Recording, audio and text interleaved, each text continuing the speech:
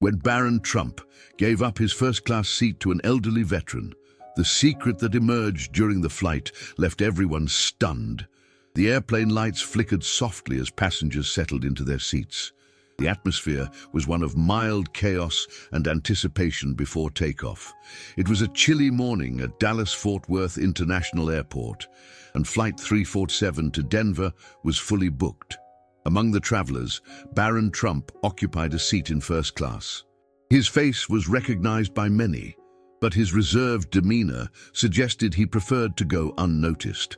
Now a teenager and standing over 6 feet tall, his composed behavior contrasted with the attention his name inevitably drew. Sitting by the window, he calmly flipped through a hardcover book, seemingly oblivious to the curious glances directed his way. At the back of the plane, an elderly man, nearly 80, walked slowly toward the economy section. His silver hair was neatly combed, and his deliberate steps reflected his age and experience. In his hands, a boarding pass was tucked away in a worn leather pouch. Wearing a military jacket adorned with faded medals, he drew respectful and curious gazes. Some passengers whispered, trying to guess his story, while others admired his dignified presence. The veteran settled into a cramped seat at the back of the plane, squeezed between a chatty executive and a restless child. Meanwhile, the flight attendants worked to ensure everyone was ready for takeoff. Once the cabin door was closed, a subtle tension filled the air, as if something unexpected was about to happen. The veteran seated in the economy class appeared visibly uncomfortable, insisting he needed a different seat. While he politely apologized for the inconvenience, his unease caught the attention of Barron Trump, seated in first class. Observing the situation from a distance, Barron leaned slightly into the aisle, frowning in a moment of reflection.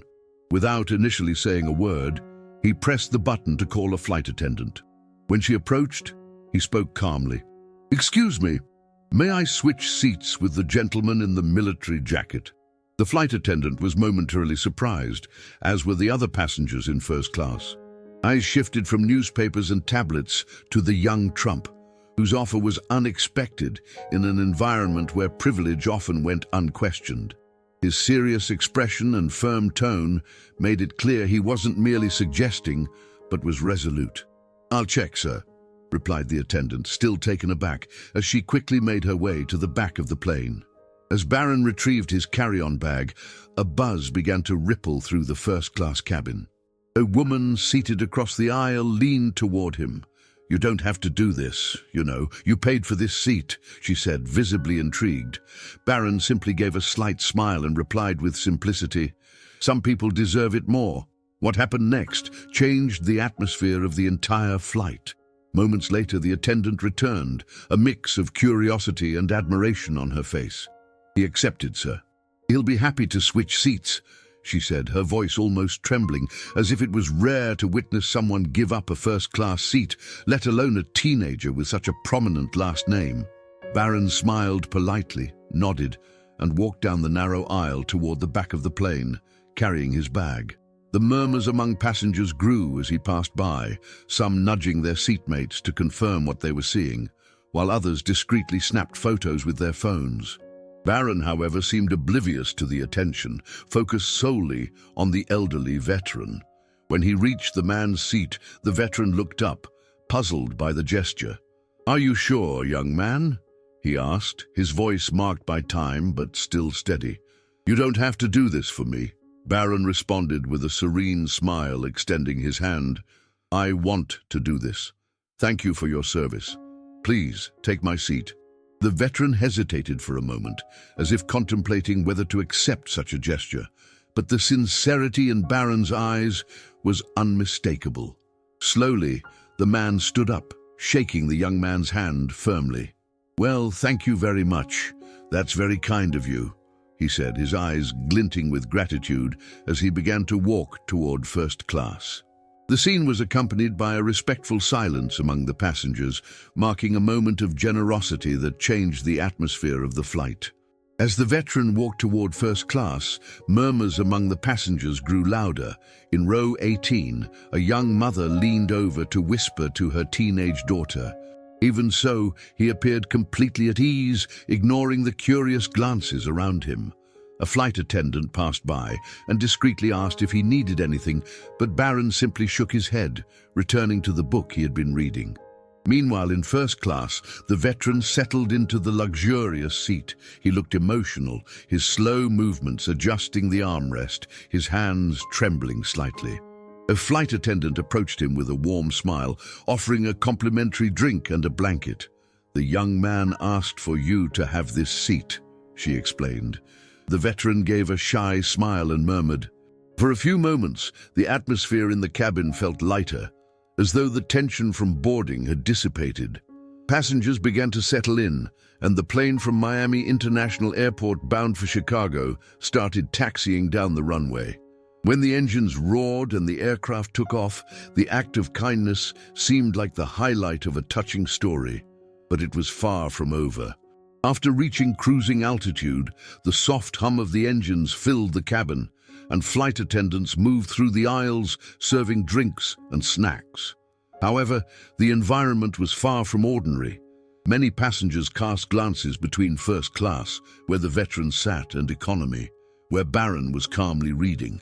Whispers of admiration spread, but it was only the beginning of something greater.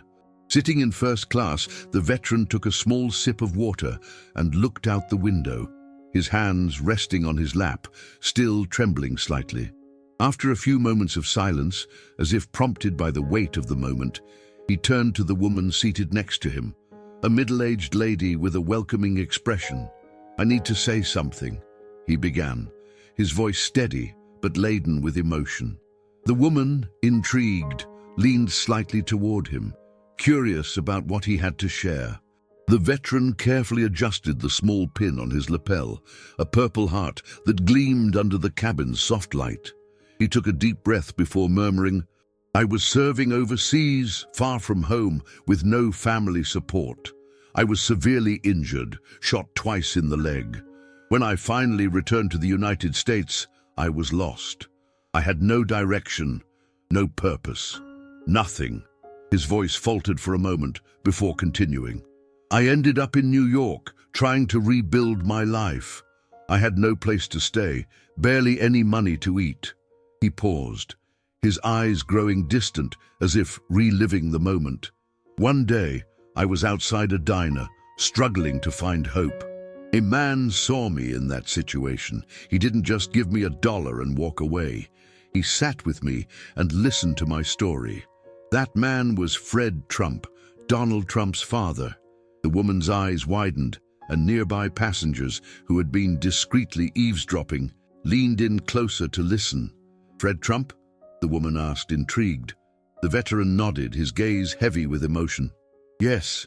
He didn't owe me anything, but he made sure I had a roof over my head and a job to get back on my feet. He never asked for anything in return. He simply said, 'You served this country, it's the least we can do.' I'll never forget those words."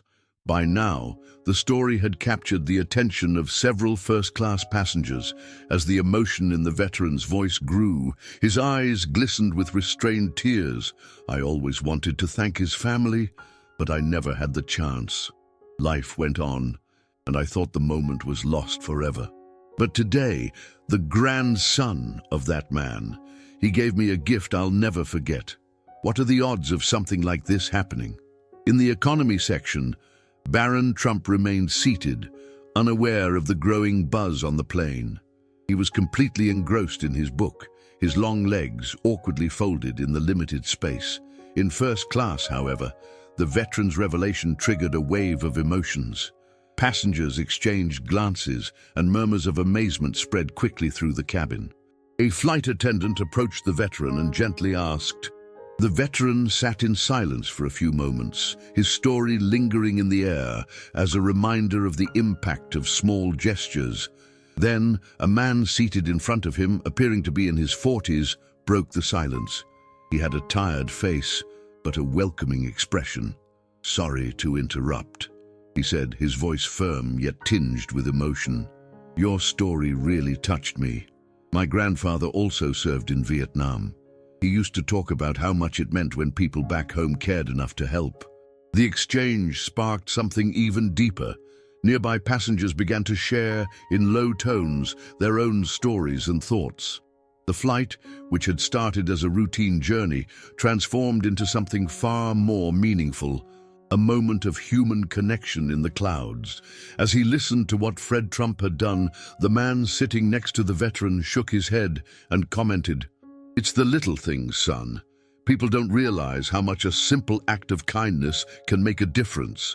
Back then, I thought my life was over, but the generosity of that man gave me a second chance." Across the aisle, a young mother rocking her sleeping baby joined the conversation. "My father used to say something similar. He wasn't a veteran, but he always said that when someone helps you, even just a little, you should pay it forward. It's like a chain reaction." What Barron did today is proof that kindness still matters. The veteran's eyes softened as he listened. That's true.